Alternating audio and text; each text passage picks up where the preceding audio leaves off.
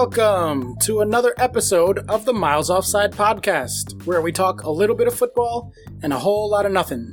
My name is Oscar Puente, also known as Footy from Afar, and with me as always is my co-host, Chuck Bailey. How do? How do? I'm here, as always, I am here.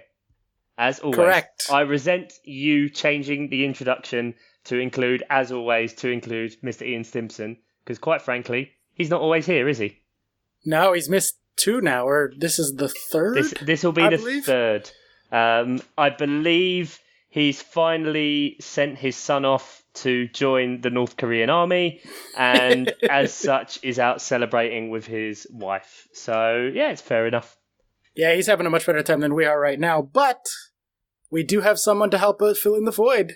What? With us on the other line is the one, the only, Dave Mateo! Wap, wap, wap! What's up, boys? Mateo. Your special guests are just getting terrible. You've gone from Emily peak last week to me. Yeah, doctor to... Pleb? I don't know. Yeah. Well, they say you never forget your first, Dave, and you were our first ever guest, so you're forever in our hearts. Yeah, and like your first, just sticking around like a bad rash. Flare up every once in a while. Yeah, every so often you'll just come back and it'll be kind of painful, but we know it'll be over soon, so... Yeah, well, we are happy to have you, as well as all the listeners.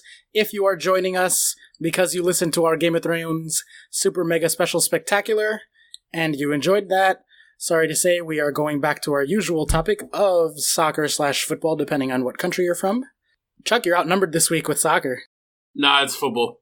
Oh, you call football? All right, never mind. Yeah. But yeah, thanks for joining us. We will go through the usual format with a couple of minor changes this week. We're going to do the news. We're going to do some main story bits. This week, we're going to skip on the fixture previews because we're in the middle of fixtures right now. We're recording on Tuesday, and there are fixtures tomorrow and then more coming up on the weekend. By the time this comes out, everything will kind of be all jumbled up with the double game weeks and the blank game weeks and all that stuff. So we'll just probably go straight to predictor games and listener feedback and all that good stuff and call it a day. Try to keep it nice and short for Ian so he doesn't have to do too much editing. Yeah, let's be nice to him for once. He does such a good job. Well, he does a job at least. Yeah, well, let's not kick him while he's down. He's just sent his son off to North Korea. Did everyone get their Avengers tickets as well today? Dave, it's 6:30 over there, so I don't know if you woke up to this, but Avengers tickets went on sale about 5 hours ago. No, I'm an awful nerd. I just wait till like 4 weeks after and the cinemas are empty and then go. What? Yeah. Yeah. See, I get that.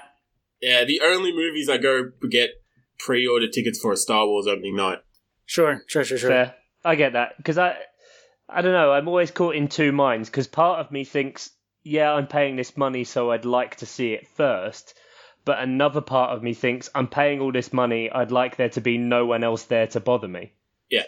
So I've been to Avengers films on like the opening night. I'm going to see Captain Marvel on the day it closes this week.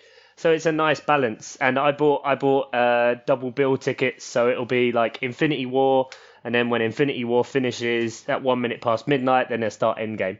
That'd be quite cool. Good luck with that, because Endgame's going to be 3 hours and Infinity War is 2.5. So that's like quite the marathon session there. Hope you bring a nice, comfortable seat cushion. See, I love an opening night crowd. It comes out on a Friday, technically, but they always have like a 6 p.m. showing Thursday night, and then like a 10 p.m. showing Thursday night. I love that 6 p.m. Thursday night showing because it's all like super intense mega nerds who are like really into it as much as I am, but they're so intense that no one brings their douchebag friend who's like, "Who's that? What's that? What did they say?" and who like leaves to the bathroom. It's all like people who are taking it very seriously. Yeah. You also have a cinema just full of BO then. Yeah, absolutely. Just bad body odor and just moist. Just a moist atmosphere. Moist, hairy men everywhere. Yeah, that's why we're all going. All right, well, to jump into our news segment, which we call the rapid fire news. Our top story this evening, Neil Warnock on the radio jokes his wife had said yesterday had he punched the referee, she wouldn't have stopped him. There we go. This is how things have gotten in the Warlock household, that they're just condoning violence. Disgusting. Deserved or undeserved? I mean, should you just get to punch someone because they're shit at their job? Well, under my dictator of the world system where you get 3 punches a day, you sure can. Yeah, this is true. But that's you still, whether you can or not, physically able, morally, yeah. I'm going to throw out a different idea, that she wants him to punch him so he gets locked up and she doesn't have to deal with him anymore. This is true. Or is it just Warlock being very clever with circumventing the I can't criticise the referee rule? It was my wife. My wife said that he did a shit job, and my wife said... That's funny, yeah. I wonder if his wife can get fined and a touchline ban. I mean, he did say in his post-match that the Premier League was the best league in the world with the worst officials in the world. He's not wrong. Oh, I don't know. He should come and watch some Australian League then. There's an A-League referee that's moving over here, isn't he, to the Championship? So, the Aussies are moving over, so it can't all be that bad. Yeah, they are. Or does it say something that all the English refs are even worse than the Aussie one? That is possible. It's not a good look either way. You guys need some American refs. Americans love rules and being annoying and sticklers for it. I feel like American refs are actually pretty good. To take it to our next story, Chuck, they played a fucking game at the Tottenham Stadium. No, I don't believe you. Well, sort of. Paul Gascoigne among the Spurs legends in the final test game at Tottenham Hotspur Stadium. Paul who? How do you say his name? I don't know how to say it. Paul Gascoigne. Gascoigne. There Paul you go. Gascoigne. England legend. The man with the dentist chair. Yeah, I remember the story. Yeah, so it's a bit weird that they finally get this stadium back and then the first thing that is played at it isn't the Tottenham team. Well, it was a Spurs Legends team. There was 45,000 fans there, so a full house, for a match where Spurs Legends featuring Jurgen Klinsmann, David Ginola, I don't know, played against an Inter Milan side led by former boss Jose Mourinho. So Jose's back too. Jose's back in England, out of Russia, back in England. Yeah. Does it have how much cheese they sold? I mean, apparently there is no cheese room, and there never was. And I just can't buy that for a minute that could have even got out there if it wasn't feasible that it would happen. And I really want to go just to know if there is a cheese room, guys. Maybe they heard you're coming and they're like, we can't let Chuck in. Just say it wasn't real. We were, yeah, to be fair, we're such social media influencers that they probably heard about us and got all big time. And we're like, you know what we're going to do? We're going to disappoint these guys. Yeah. And just shot us down because we were getting too big. We were big in like France, Norway, Uganda, Barbados, everywhere. And so, the Camembert 365 dream had to end. It's no good. It's like when you get to high school and they tell you that there's a swimming pool on the roof, but it's only for seniors. Did they do that in your school? No. That's like an American thing for sure. I never went to a school that was good enough to believably have a swimming pool. Yeah, or that had roofs. Yeah, there you go. They haven't invented roofs in Australia yet. No, we just have to put kangaroos over ourselves. Yep. You just cop in the pouch and go to school? Yeah. Makes sense.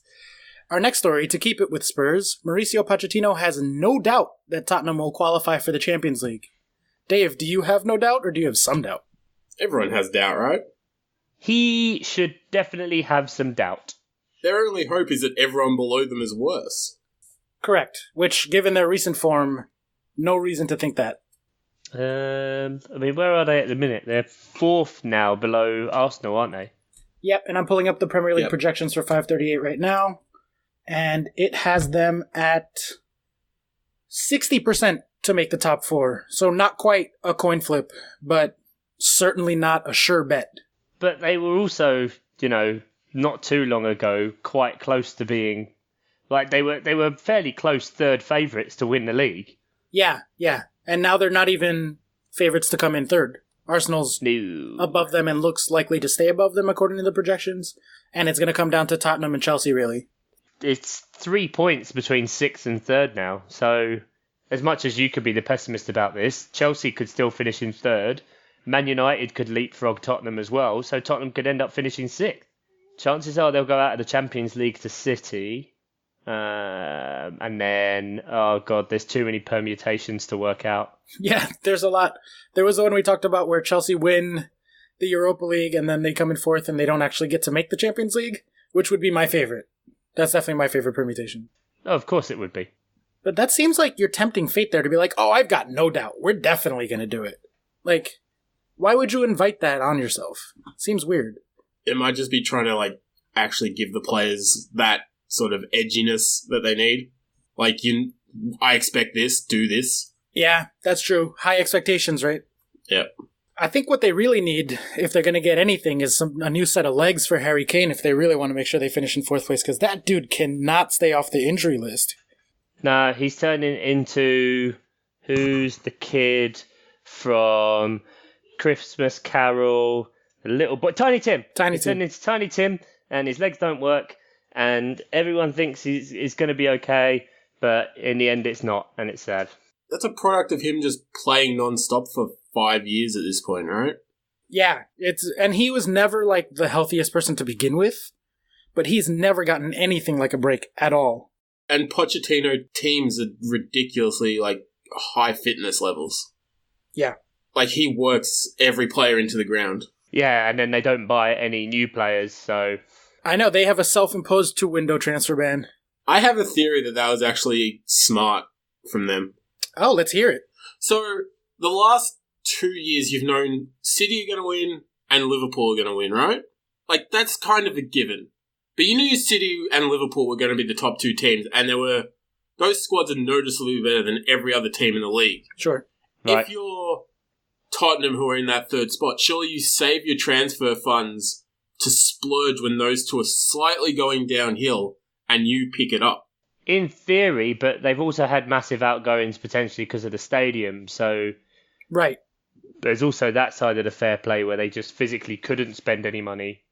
Because they just kept paying for repairs and repairs on their broken stadium. More contractors and more pitches and less space on the corner flag. Removing the cheese room. Removing the cheese room. God, it cost them all that money to put it in, but, getting that cheese out of there. Yeah, sealing up the leak. Did you see that video on Twitter a couple of weeks ago? Yeah. It was just flooding the whole basement like a water pipe just burst. I'm willing to bet the heat wave melted all the cheese over here. And that's what happened. That's why they got rid of it. They just had to board up the room rather than remove anything. Just like an empty cavern full of rotting cheese in their stadium that someday, 100 years from now, someone's going to find it. Yep, just bricked it up. Maybe they're aging the cheese themselves.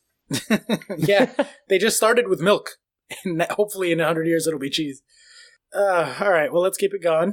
Our next story, Lionel Messi done a Panenka, but... it wasn't a Panenka penalty, it was a free kick. Did you see this? How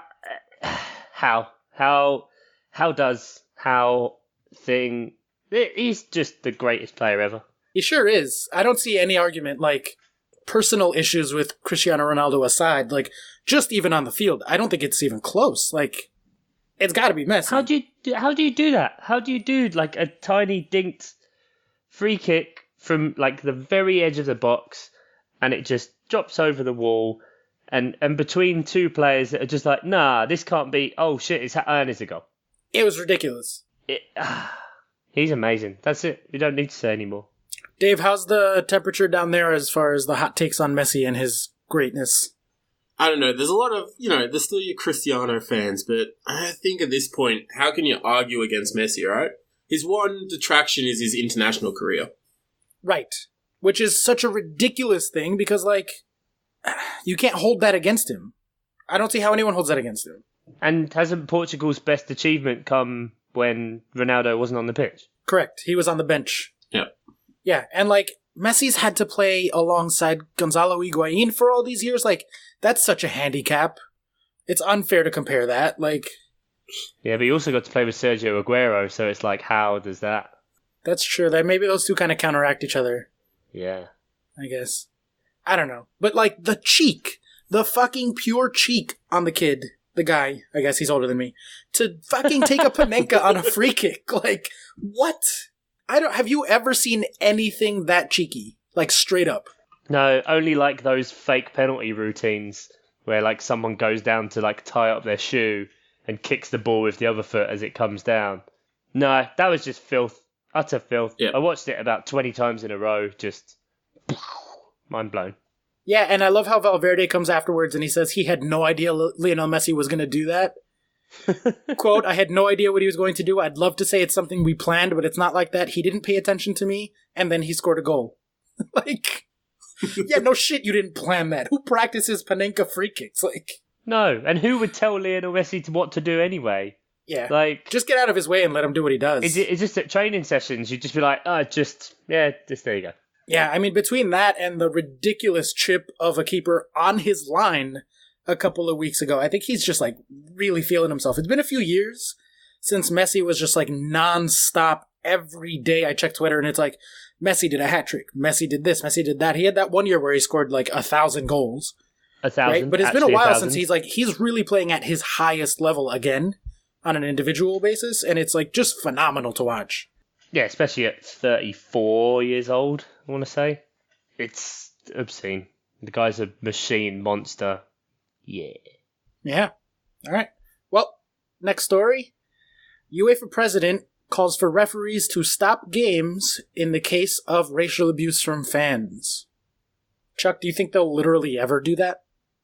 I think there's already some sort of system in place, because maybe not with UEFA, but I remember there being some game where Carlo Ancelotti was involved or someone, and there was racial abuse, and it's like a 3-strike rule, and the first time the referee will stop the game and they'll play an announcement. The second time the referee will pull all the players in and the manager together, and then they'll do a second announcement, and the third time the game is cancelled. Yeah, I remember this happening in like Turkey, where people were throwing like bananas or something. I'm having like a vague memory of it. And there does seem to be, I mean, you can never tell with these things because it's always how much do the press cover it, but there does seem to be a massive resurgence in horrendous incidents.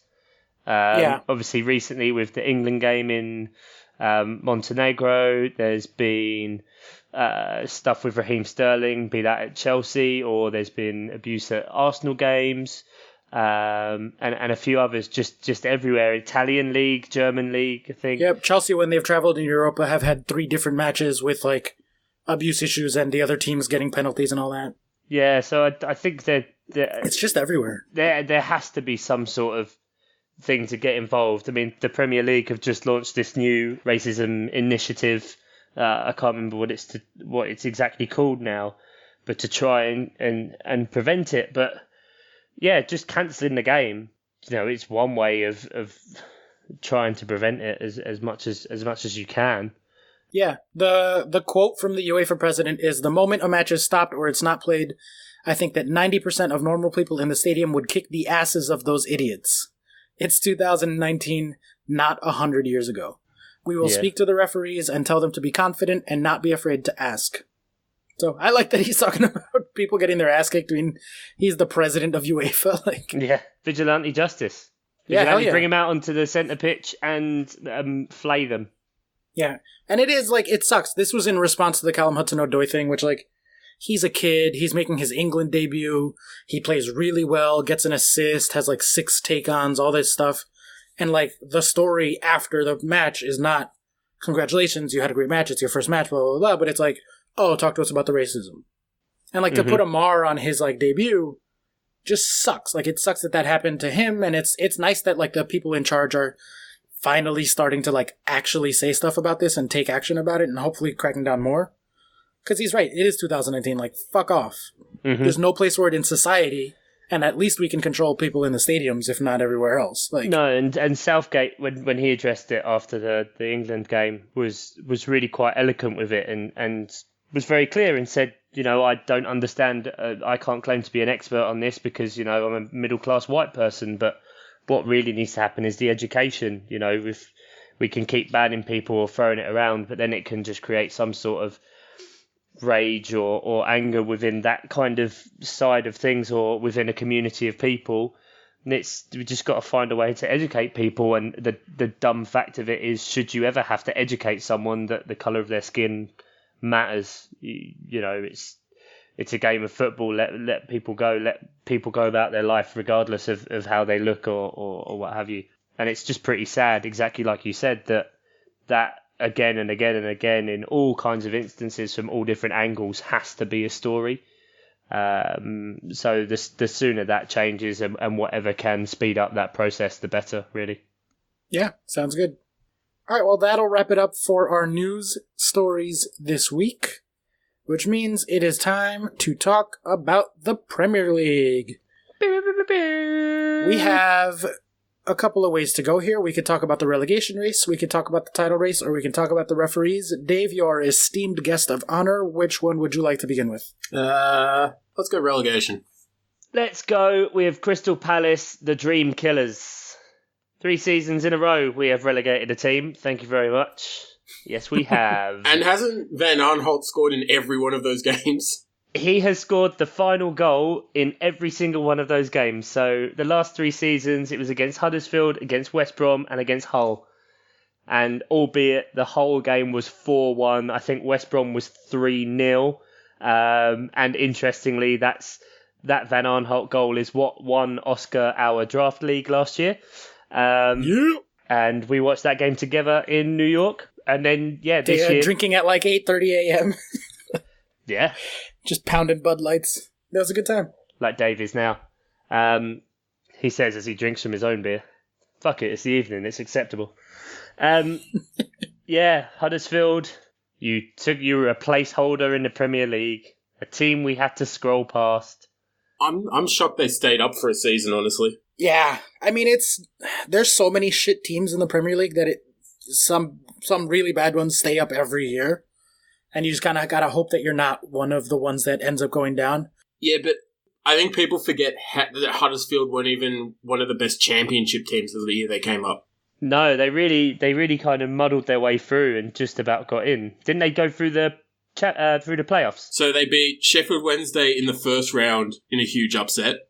And then I forget who they beat. Hugely upsetting for you. Yeah, and then I blanked out the rest of what happened. And they beat someone in the final, but they were like the 5th best team, and they were a long way the 5th best team. Like, they weren't near the top 3. Yeah, but it can just happen, especially through the playoffs. It's such a lottery at that time, isn't it? That it's once you get to knockout games. But I suppose for the last few years, if you look at last season, the 3 teams that got relegated was Swansea, Stoke and West Brom. So it was very much kind of ridding the Premier League of a lot of those kind of clubs anyway. And it's like you said, because everything was so tight down there and everyone was so crap that it feels like Huddersfield did better than they really did, or were better than they actually were. Yeah, I mean, looking at this year, Burnley look like they're gonna fucking stay up again. God damn it. Like, they're so fucking bad, but they're still gonna stay up because there's just so many other shit teams. To run through Huddersfield's stats real quick, since they're officially relegated now, after 32 matches played, they've won 3. No good. Drawn 5. And lost 24. Pretty terrible. Yeah. They've scored 18 goals. That's the worst. Yeah. That's the worst stat of all. Yeah, because that is a full 10 less than the second worst team. They have, as teams with Premier League stints, because they've only been in the Premier League for 2 seasons, so the last 2, over those 2 years, they've only scored in 58% of their games. Oh. And it's like the worst, or they haven't scored in 58%. It's like the worst ratio of any team ever. It's 18 goals in 32 games. Meanwhile, 59 conceded. And in terms of their expected numbers, they should have scored 23.5 according to XG, so they're a little underperforming there. Which they scored 10 less than the second worst team, but in terms of their XG, they're only 7 less than the second worst team, so that's still pretty fucking terrible. No, so want to take a guess who's the second worst team on XG for the season? Burnley. It's got to be Burnley. No, Burnley are like 6th worst. Brighton. Yep, there it is. Brighton with 31 XG. XGA, Huddersfield are the worst. Again. Oh no, I lied. They're not. They are at 53 XGA. There are teams with 55, 58, and 62. Burnley, of fucking course, are below them. West Ham, holy shit. Didn't realize their defense was so bad. 56 XGA for West Ham. And Fulham at 63, which they are the worst defense, so that makes sense. You know what I've found really weird? Like, you mentioned West Ham there, and it kind of pivots from the bottom of the league being so shit. It's also like the middle of the league, because everyone's, we'd all say Wolves arguably, yes, have had an amazing season because they have been a promoted side and they've just come up. Like, would anyone say Leicester have had a good season? No. But they're above Everton, Watford, West Ham. Everyone's been saying Watford have had a great season, but they're on basically the same points as West Ham, who have been crap. It's just such a weird system of like what we live in now of like, yeah, these teams are shit, but everyone is kind of equally shit and equally good, just all in phases. Yeah, it really is such a cliff after the top six. Like, just in terms of underlying stats, in terms of actual stats, money, like their budgets and everything. Like, it's a fucking drop off and a half. But to switch it over, Huddersfield are officially relegated. Fulham are greater than 99% projected to be relegated. Oh, well, yeah. Watford just got a third against them. Oh, so they're going to be relegated by the time this come out.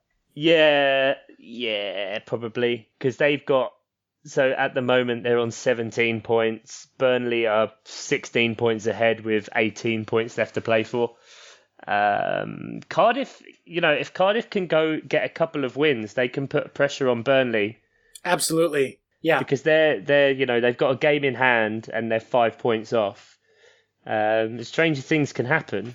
Right now, 538 has them at 85% to go down for Cardiff, so that's pretty fucking high.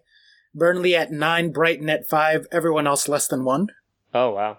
Yeah, so you guys are probably okay, Chuck. Hey! Are Fulham in big trouble when they go down? Like, they've spent so much money, are they just going to plummet now? I don't think they can hold on to those players because they spent... Were they the second highest spending team this year? Or if you look at Huddersfield, theoretically, they don't lose anyone. Like, they might lose, like, Aaron Moy might get picked up by someone. You might have, like, Pritchard get picked up by someone.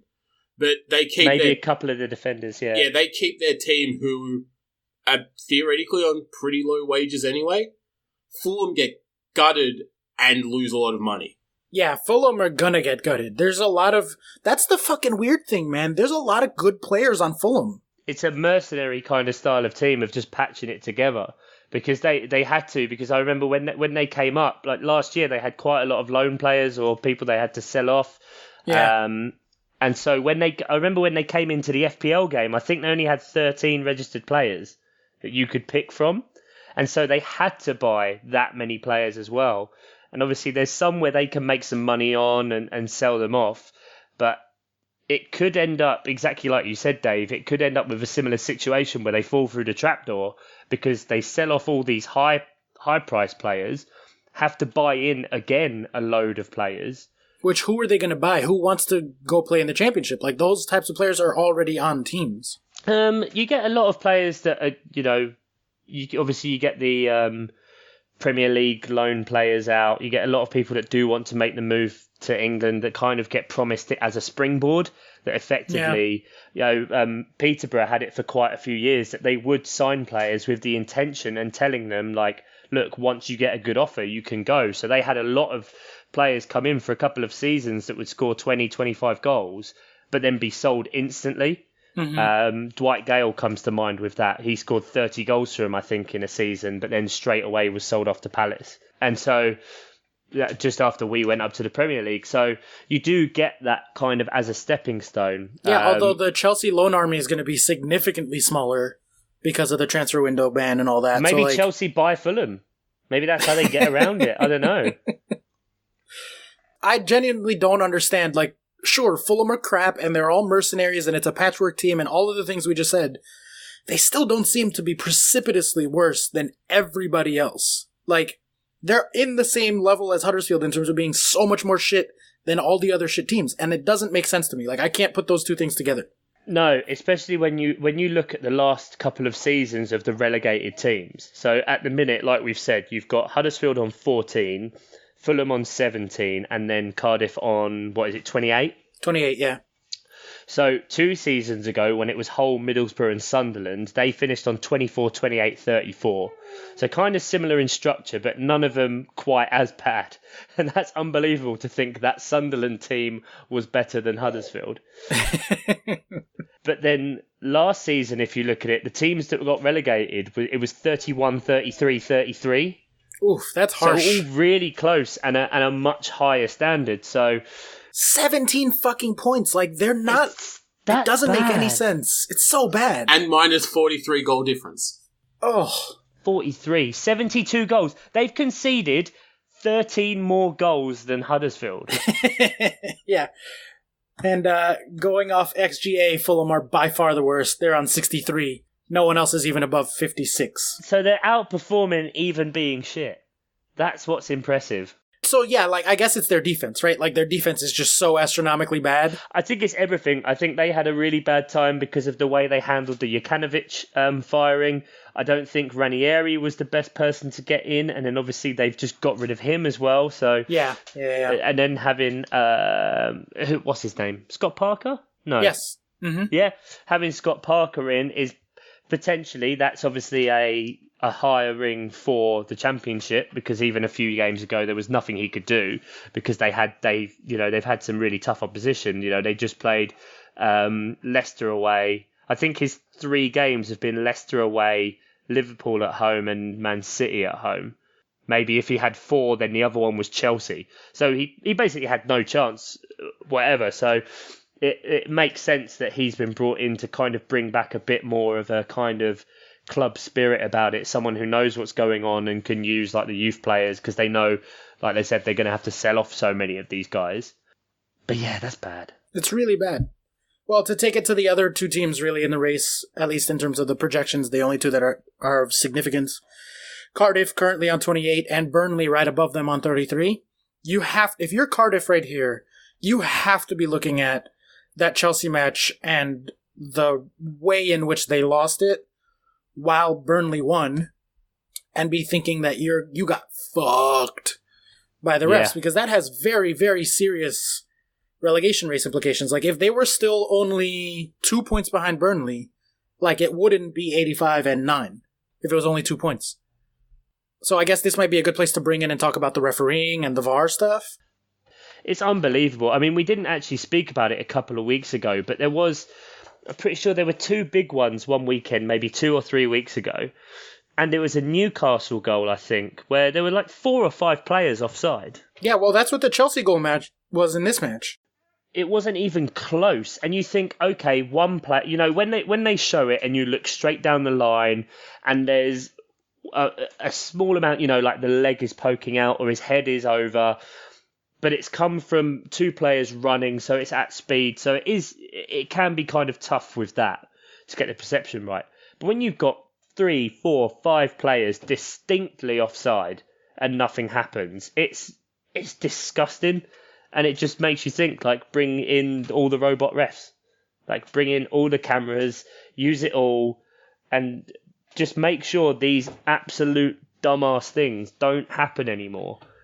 I think this match is a perfect highlight of why at least for myself, I stand very much in favor of VAR. And Dave, I know you have mixed feelings, so I'm very curious to hear what you have to say about this in a second. But if you see the picture of Azpilicueta's goal, 3 Chelsea players are ridiculously offside. Very, very, very far offside. And I don't know if you saw this on Twitter. Miles offside, yes. I don't know if you saw this on Twitter, but the reason that the linesman did not see those players and how ridiculously offside they were is because, and they put this together from all the different camera angles and using like a virtual reality thing. Oh, I saw this. Yeah. The linesman was stood behind Willian's afro. And so Willian's giant hair blocked his line of sight. And like, we're laughing because that is really funny, but like, that's the kind of thing that can happen in real time that you can't, like, what are you going to do there? The linesman just couldn't see, so he's not going to raise his flag. That's not the referee's job to see who's offside. He's watching 90 other things. And so, like, perfect example of, oh man, if only we could take it back and have a quick look. Clearly this was offside. Clearly this goal shouldn't stand. And there was other incidents, like Chelsea should have conceded about 3 penalties by my count. Like, we got very, very lucky with the refereeing, which was dog shit. But what are you going to do? There's no way to anticipate that Willian's going to be in front of him. And, like, it clearly is the reason that goal stood, and we won. Is this the only reason why David Luiz is still in the team as well? Well, has this been Chelsea's plan all along, is you get Willian, you get Luiz, you get Ampadu, and you just have 3 players there that can act as blockers for the ref? Like, going for the big hair brigade. I really want Willian to like somehow score a goal and then just run over and just stand in front of the linesman as a celebration now. Yeah. Like that would be amazing. That's what I want to If see. Fellaini hadn't cut his hair off, he'd probably be making his way to Chelsea right now. It was the source of all his power. Doesn't he play in Turkey now or Japan or China, I thought. But Dave, you have, as someone who has been watching a league that already has VAR in place in Australia, Yep. I've seen your tweets. You have very mixed feelings, let's say, about VAR. So I'm curious to hear someone who has more experience, who isn't just fully on board the way me and Chuck are, where we're just like sucking off the idea of VAR and being like, yeah, baby, that's good stuff. Like going balls deep. Give us the other side. Yeah. Give us the other perspective here. All right, so Australia has had VAR for exactly 2 years. I looked it up. It actually started 2 years tomorrow. Oh. So that Chelsea goal is a perfect example of why you need VAR, right? Yep. Like, it's obviously offside, something happened, it blocked the ref, fine, perfect. But there's so many situations where it's like, why was this VAR or why wasn't this VAR, that just drive fans insane. So there's one piece of law in the Australian laws that make it very, very complicated, and it's a term that says, is this a clear and obvious error? Yep. Not just an error, is it clear and obvious? And that's another grey area compacted on top of grey areas of rules that we already have. Yeah. So it's like a handball. Is it hand to ball? Is it from his side? Is he playing at the ball? And then did the ref make that a clear and obvious error or did he not? And it just drives people insane about like, what can they rule on? What can't they rule on? Why was it ruled on this time? Why wasn't it ruled on this time? It just builds confusion on top of confusion, even for a television audience, let alone people in the stadium who don't see replays. Well, they've actually announced today, so I don't know whether you'd have seen this because it literally would have happened while you were asleep. But the VAR, because they've had the VAR in FA Cup here, which obviously we've had problems with because it's so inconsistent, but now it's at the semi-final stage. They are doing the VAR replays for everyone, and they will actually be shown to the crowd on the screens, on the big screens. Only when it's overturned, there. though. But I completely agree with that point that you've made there, Dave, and it happened here on TV for a while, and I believe it was Shearer was talking about it at one point, is exactly that, is that the clear and obvious error wording, that doesn't really mean anything, because in a way it does, and it doesn't, because it still plays into the referee being able to go, no, I don't think I made a clear, obvious mistake there, and so the human perception angle or the human error angle can still be within that. Well, I don't think you'll ever obviously get rid of the human perspective of it. So I think the way I interpret it, and I guess this is already part of the problem, is that now I'm interpreting something. But the way I interpret that idea of clear and obvious error is that, like, okay, let the call stand unless, like, it's really clearly a fucking mistake. If it's a borderline call, don't overturn it. Even if it's probably the wrong call. But that if it's doesn't happen. They'll choose what they want to decide. So there was a Melbourne derby earlier in the season. There was a free kick given to one team and it went to VAR. Everyone in the stadium assumed they were overturning the free kick because it was a dive, not a free kick. Yeah. Mm-hmm. No, they were overturning there was a free kick to a penalty because it was on the line of the box. Oh, okay. So you get things like that happening where it's gone to VAR, you're not sure why it's gone to VAR, and then it gets overturned to a decision you don't understand. They almost need to bring in the NFL-style decision, like, explanations. Yeah, where he, like, has the microphone and he announces it. Yeah. So I think the communication element is massive in it, and it should be clear and obvious why they are going to VAR. But is with that, and obviously this has been an issue because people say it's overriding the referee, but the clear and obvious part, well, surely that should come from someone in his headset that would say to him, no, you have missed something there. You need to look at it again. Yeah, because that's what the five guys in the room are for. Yeah. There's also this thing of, like, sometimes they go and view the footage, sometimes they'll just take advice from the person in their earpiece. Yeah, that I don't get, the inconsistency then of where is that coming from, and if you're not, that's when the referee isn't refereeing the game, he's getting something in his ear and then changes decisions. I've seen that a few times. Can't remember exactly where, but I don't agree with that when they just go to an earpiece, unless it's the linesman who's directly there and they're just talking to each other quickly. And the thing that will make everyone blow up, because this is what really happens here as well, is those offside calls where it's a marginal call and you'll get flagged as offside now. Linesmen will start letting that go, let a player score, and then raise his flag to go to VAR. So you'll have a whole stadium celebrating, and then it'll get stopped and brought back and reviewed. And it ruins that feeling, that atmosphere, because every time there's a marginal call, you're like, do I celebrate? Do I wait for VAR? What am I doing? And the linesmen don't want to make that mistake. Well, because that's what they're told, right? Like, let it play, and then we'll call it back. Don't raise your flag. Let it go to VAR. Yeah, exactly, because they're not going to... So say, for example, in that situation, linesman flags for offside, player, and it gets blown. They're not then going to go to VAR for that and give something to the attacking player. That's never going to happen. Yeah. So it is always going to favour a different way. And the whole VAR thing, it brings every small thing under so much more scrutiny. I think that's the thing people forget. Like, people go like, oh, VAR will solve this problem, this problem, this problem. But then it's like, all right, the Aspie goal, obvious error, we fix that. But then it's like, oh, that tug in the box, how come that didn't go to VAR? What are the... it went to VAR for Man U, but it didn't go to VAR for Fulham.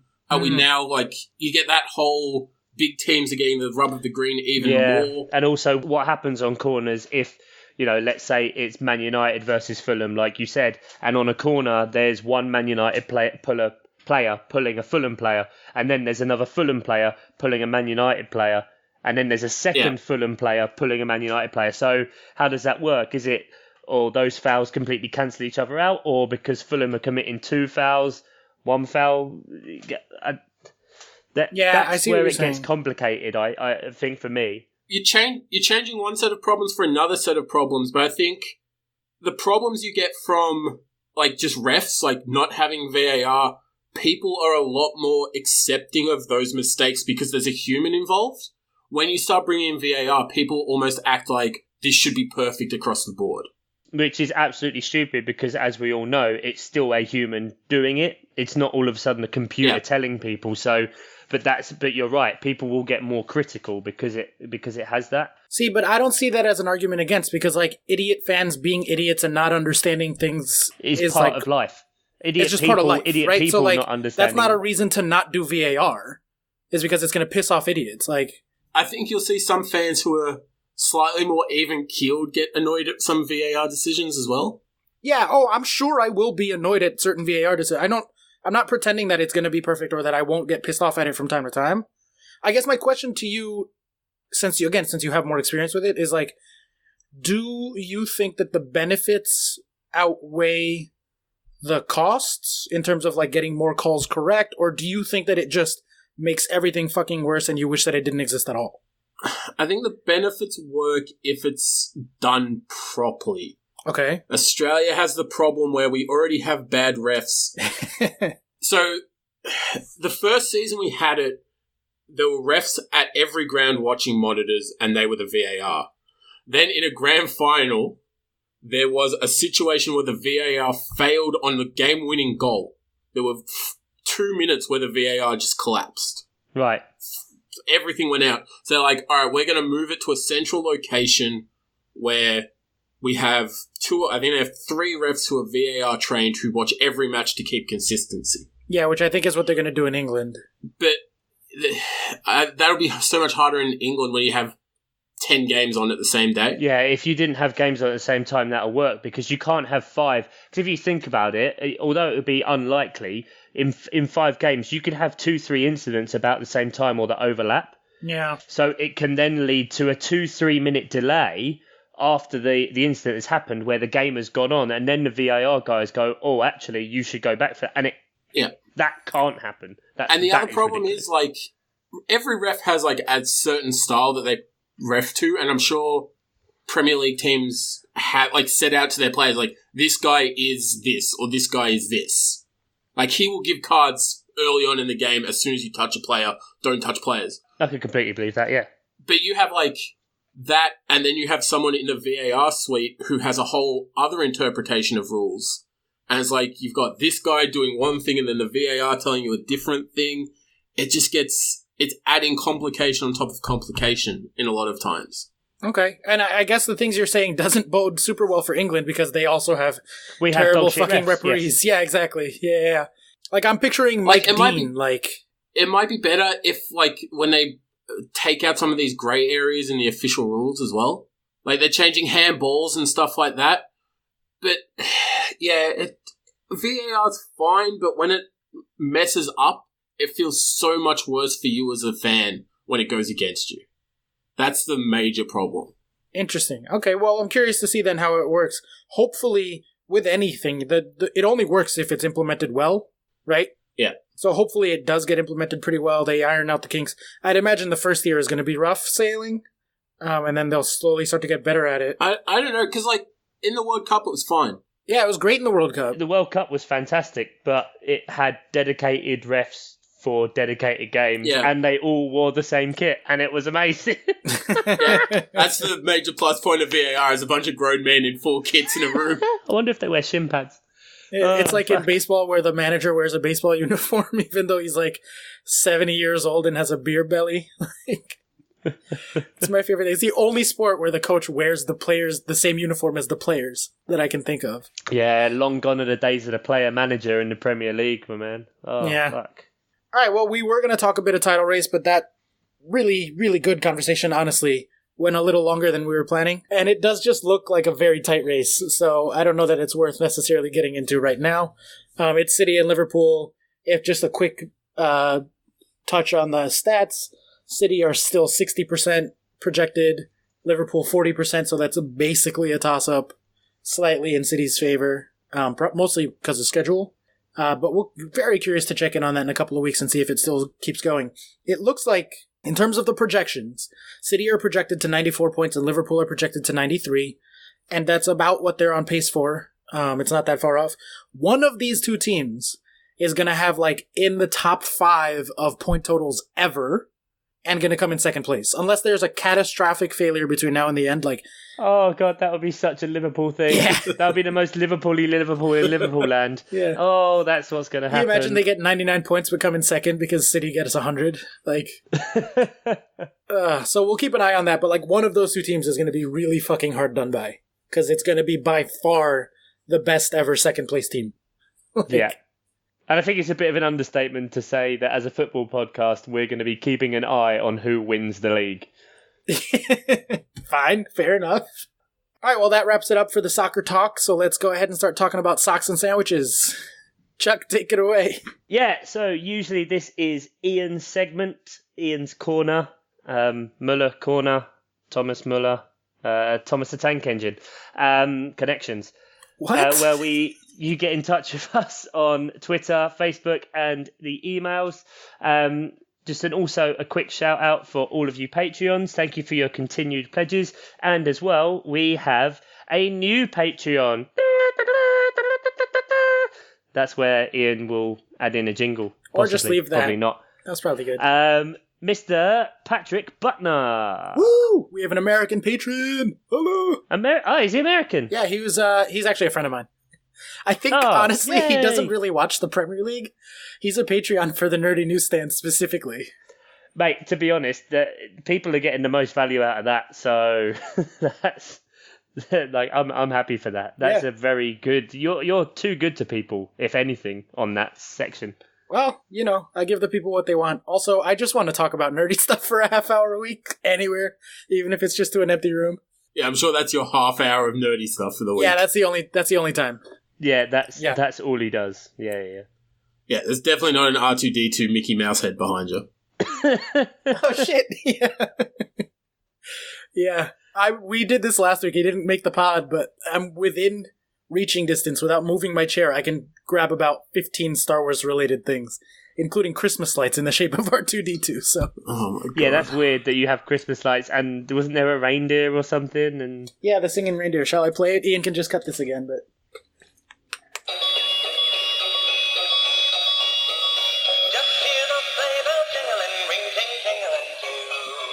It's April. I always have this ready to go. You never know when you need some Christmas spirit. Chuck's on my side on this one. I know that. I can listen to Christmas songs all year long. Yeah, for sure. 100%. Oh, Dave, we have an Australian on. I've always wanted to ask, what's it like having Christmas in the middle of summer? That seems so fucking weird to me. I don't know. It's what I'm used to. I've never had it in the middle of winter. So when you hear all these like songs about like winter wonderland and snow and Christmas and all that, does that just like seem really weird to you? Do you guys try to pretend? Yeah, it doesn't really do much for you. Kind of, yeah. But we get to go to the beach and have barbecues on like Christmas Day. Do you actually barbecue anything different to normal, or like do you have different food, or is it just really that it becomes more of a party because it's like you said, you're on the beach and having a barbecue? So seafood, it's huge. Like there's a lot of seafood at Christmas. Do you put shrimp on the Barbie? Yeah, so you like seafood, like yeah. You fucking dick. No, I don't know. You just have like prawns and stuff on a barbecue, and then there's always like the roast or whatever. Unless it's like a 40-degree day and no one wants to cook. Yeah, no one wants a roast as well. That's a hefty meal. But then, like, because I'm Italian, we always did the Italian Christmas stuff, so I don't even do the barbecue. Hold on. What's the Italian Christmas stuff? No, but like, you know, your lasagna and all that and everything, and like 7-course meal. Bloody hell. That sounds delightful. I'm coming around to your house for Christmas. 7 courses of Italian food. Look, you could say you're me and they wouldn't know the difference because they fucking pay no attention to my life. Okay. Oh, Dave shaved. Cool. That's the same guy. Okay. Questions. We had some questions. Yeah, we got one this week. We want to give him a shout out because last week we kind of overrid him on our Game of Thrones episode. Go back and listen to that to get psyched up for the new series. I know I have, which has been, I've watched a season and a half in a week. There you go. That's my kind of pace. I've watched half an episode in my whole life. Oh, so you didn't listen to last week's pod, probably. Yeah, I actually listened to it because I was driving home from uni and it was in my playlist. And I was like, I can't be bothered skipping it. Love it. I'm putting that in our reviews. Yeah, I couldn't be bothered. Can't be bothered to skip skipping it. Yeah. 5 stars. That's going on the posters when we get famous. That and 3 men talking. That's what we're getting for. Yeah, literally 3 people talking. Literally 3 people talking. Now, Ian would be angry if I didn't jump in here and say, reach us at Miles Offside on Twitter, at Miles Offside on Facebook? Facebook/Miles Offside? I don't know. And milesoffsidepod@gmail.com. Is it not gmail.com/Miles Offside email? Only when you're the one reading it. Yeah, I still haven't tried typing it in. You never know, it might work. So, resident punching bag Adam P asked, if Ryan Fraser signed for Arsenal, would him and Ozil be the greatest example of an odd couple to line up together in the league? I mean, there's a lot to unpack there. Are you saying they're an odd couple because one looks like a squashed frog and one has the eyes of a Turkish fish lesbian? Well, they're both aquatic animals, so I guess they're not that odd in that regard. Yeah, I suppose. That's just a couple. So are we thinking it's an odd couple because one's really good, one's really bad? Is it because one's expensive and one isn't? Like, what do we think he means by that? Yeah, I suppose, is it just because one's doing well and one's doing shit? One actually plays and one just plays Fortnite?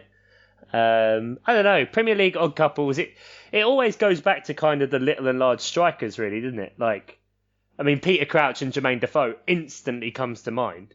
Yeah, that was definitely a sight to see when they were next to each other on the pitch. Balotelli, David Silva. Ooh, Balotelli yeah. and most people probably, just for the...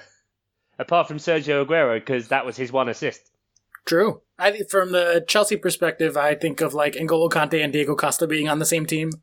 And like the most likable player in the league and the least likable player in the league, and that makes a bit of an odd pairing. Kante and Jorginho. Yeah. Well, the less we talk about Jorginho, the better. I was glad we didn't have to get stuck on Chelsea for too long this week. Didn't want to do another Chelsea pod, no? Nope. Yeah.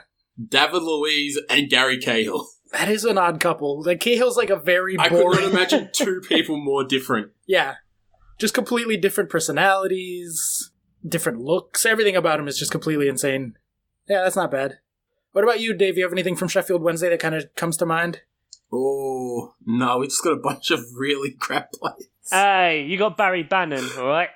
Barry Bannon and Stephen Fletcher. Yeah, Bannon. Stephen Fletcher's still playing, huh? Yeah, he's on a lot of money and hasn't done all that much. How is Sheffield? Let's check in with you. How is Sheffield Wednesday doing this season? Shit. We've sacked the manager. Now we have Steve Bruce in charge. Ooh. I'm not happy about it. No, you shouldn't be. So are we going to be seeing you guys in the Prem next season, or what? Nah, we'll end up mid-table. And we're under financial fair play, so we can't even bring in any new players. Oh, man. Hey, that's two of you now. Oscar, you've got a friend. You got a transfer ban friend. I don't think we're transfer banned. I just don't think we have any money to actually spend. Yeah. So a bit of a Spurs situation, more so. Yeah, they just pretend. They go, oh, FIFA. Oh, they're getting us. The buggers. Oh. Everyone buy more John West so we have some money. Overloading on tuna. What? Yeah, that's who we're owned by. Amazing. Oh, I did not know that. Wow. Oh, what about Birmingham and there's the odd couple, Harry Redknapp and Birmingham City. Weird that he leaves and all of a sudden they're in financial trouble as well. Shocked. It's everywhere. Shocked. It's rife. But he was on I'm a Celebrity, so everyone loves him now. There's some bad situations. Bolton in real problems with like players not getting paid and It's that getting kicked out of the Premier League. It's killer. Like, it might not kill you straight away, but it gets you eventually. Do you think Sheffield Wednesday will be up in the Prem anytime soon, or? No, we had 2 seasons in the playoffs and screwed them both up, and that was probably our chance. That sucks. Well, maybe Peterborough will be joining you guys soon. Or Palace. oh, fuck off. Oh, don't even start with Wednesday Palace. That's a whole other thing that we're not getting into. Oh, let's get into it. I don't know what you're talking about. How many years ago was it? That was 2010, 2009, 2010. Yeah. Last game of the season, loser went down. Yeah, it was loser went down. No, Palace only had to draw. I think if Palace lost, then we were down. If we drew, then Wednesday were down. And it was also because of that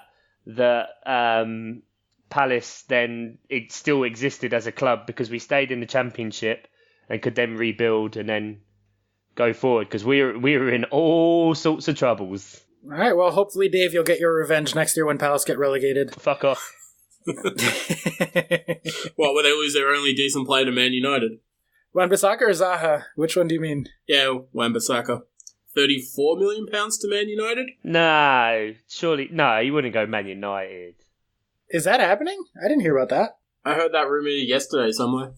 I suppose you think what Solskjaer is doing with younger players, that makes sense.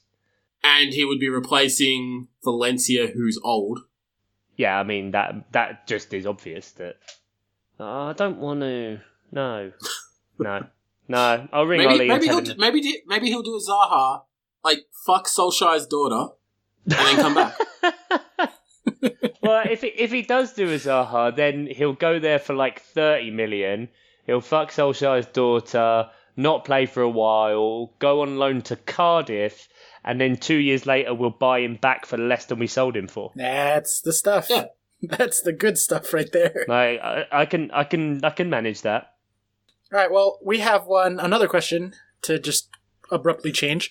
From Carmen, one of our Patreons, so I feel it'd be good to respect that. She sent a bunch of questions, but the one that jumps out to me, and I didn't tell you guys I was going to be bringing this up, so this will hopefully cause some real controversy.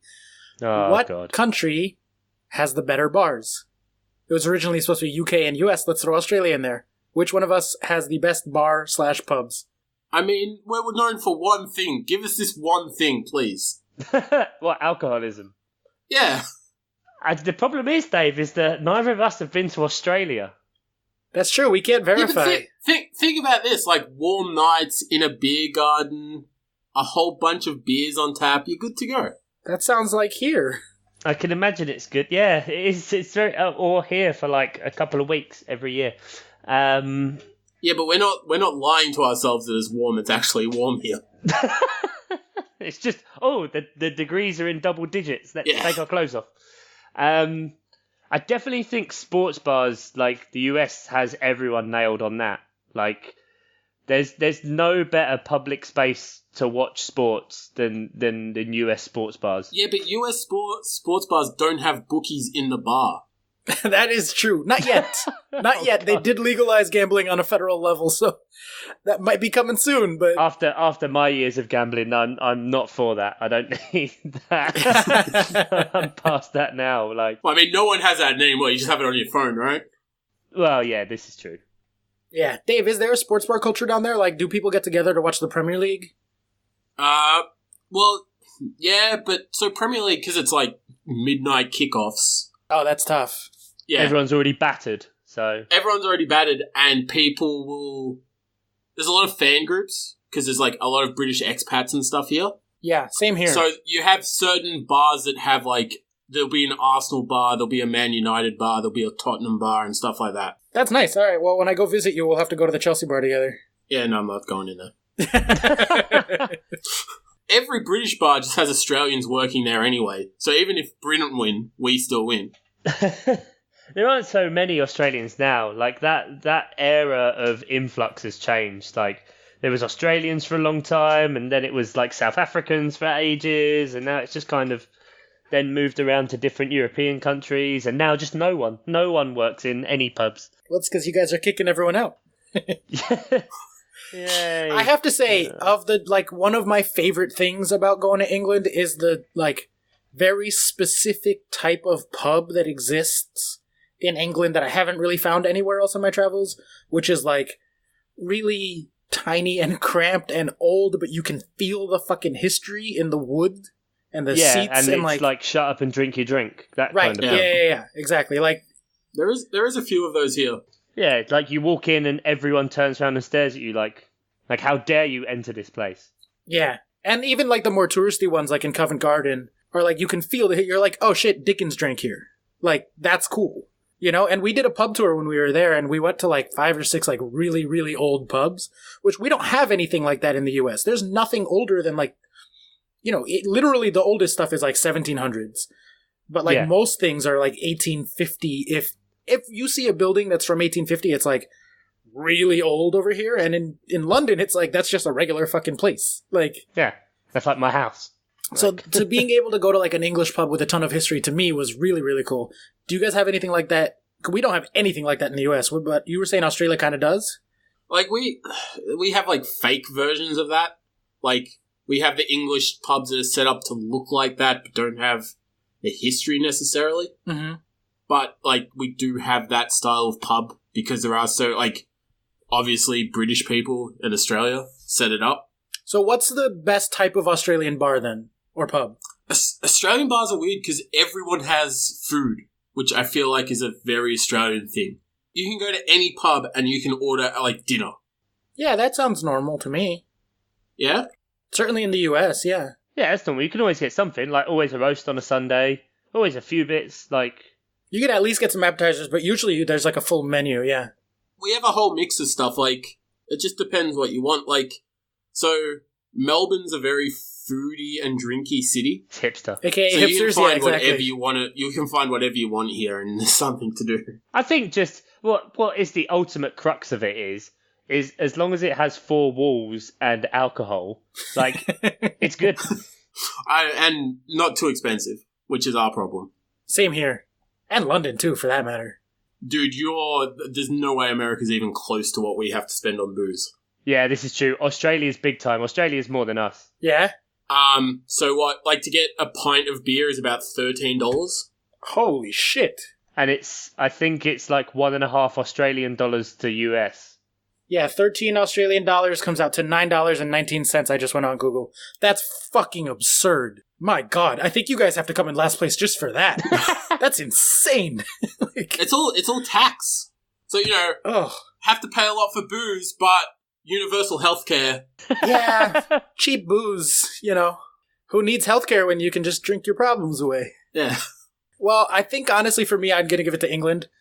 But that's just because I think those old pubs are cool. Yeah, but they also drink Foster's, which relegates them completely out of it. No one actually drinks Foster's except people who go to Outback Steakhouse. He does. This guy. I drink shit beer. I'm sitting here drinking Bud Light. I was so happy when this came over here. Amazing. Ugh.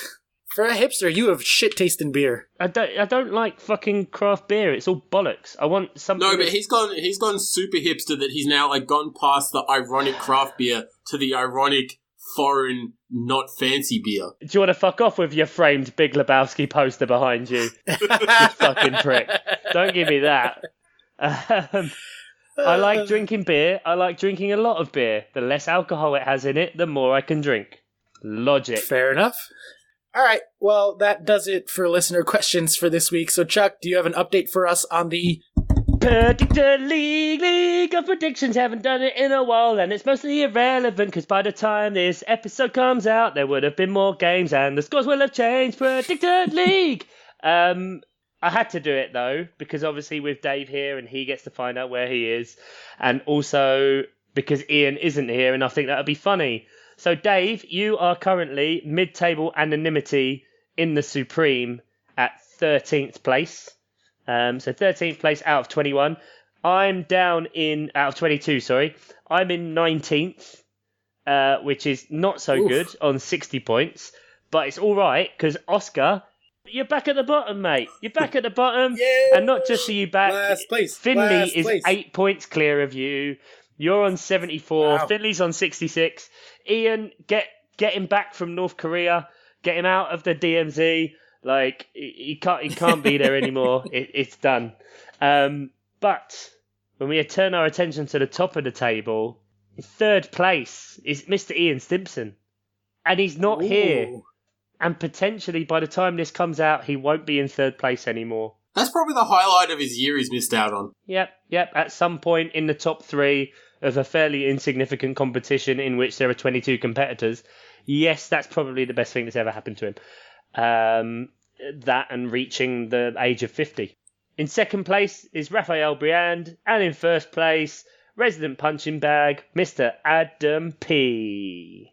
How close is it? Is Raph going to catch him, or is it just going to be Adam for the rest of the way? It's 40 to 36 to 34, so it's all very, very close. I don't think anybody, off the top of my head, no one at any point has had a score of less than 34. So it seems to be kind of getting below that is quite difficult at this stage. And, you know, there's a distinct correlation between people that have Wolves in 20th and people that are shit. Hey-o. That's me. You. Interesting to note, actually, having said that Carmen has Wolves 19th, but is still beating you by 26 points. Yeah, there it is. So, you know, Carmen, if you're listening, if you'd just had Wolves in a better position, you could have been in the top three very easily. But it shows how close this game is, and maybe how I should modify it for next year so that it's a bit better. Yeah, and also maybe explain the rules to anyone, because I don't know that. But the rules are easy. Just you were be just right. like, fill just out this get grid. the league right, and you win. Is it multipliers if you get the end of season table exactly right? I mean, I'm not multiplying the amount of cash I'm giving Dave, someone. he's just making it up. No, but if you get the exact end of season table right, Well, then you'd have a score of 0. but there was one team throughout the year who screwed you over, surely you should win.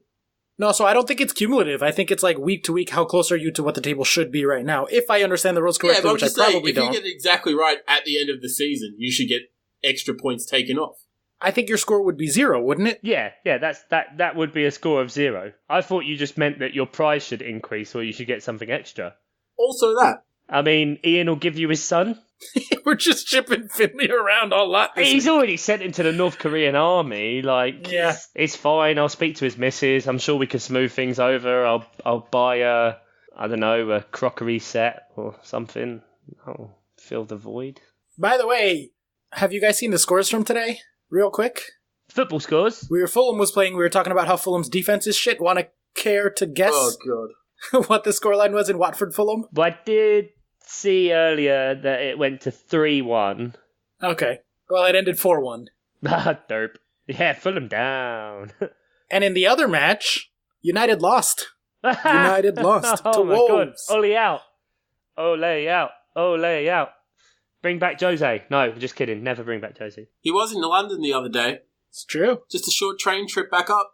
What Yeah. if they just trade managers, right? Pochettino's supposed to be going to United. That's all the talk. Maybe they sign up Mourinho. Just, trading places. Oh God, that's horrendous. That's a horrible sequel to that film. It should stay as Dan Aykroyd and Eddie Murphy, not as Jose Mourinho and Maurizio Pochettino. But anyway, that's our predictor league. That's everything. We have got some more fixtures coming up. Obviously, we're in the middle of a double game week, and so this weekend coming to you, we do have some good ones. Namely, the Liverpool against Southampton. That should be a bit of a dick in. Everton Arsenal could be interesting, and Chelsea West Ham. Chelsea got to be going for a win there, surely, Oscar. It's at home, so more confident than not. On Monday Night Football. Yeah. I suppose for you, Monday afternoon. Monday at, what's 15? 3? At 3 p.m. for our American listeners, Eastern time. You guys in your fucking 24-hour time. I hate that shit. I like 1945. What the fuck time is that? Subtract 5. 7:45. Now I'm like, It's not like you do maths or anything for a living. Statistician burn. There we go. And I think we should leave it at that by the fact that Oscar can't tell the time on a 24-hour clock and his wife just got her doctorate. Says a lot, really. Dave, thank you very, very much for getting up. It's such a ridiculous time in the morning and to talk to us. We really appreciate it, mate. So thank you. No problem, guys. And thanks for not calling me a this time. You're still a Yeah. there it is. Oscar, thank you as well, bud. Bye. And thanks to all of you for listening. Go on the Patreon page. Give us all your money. I want to buy you some socks, please. Thanks very much, guys. Take care and goodbye. Bye.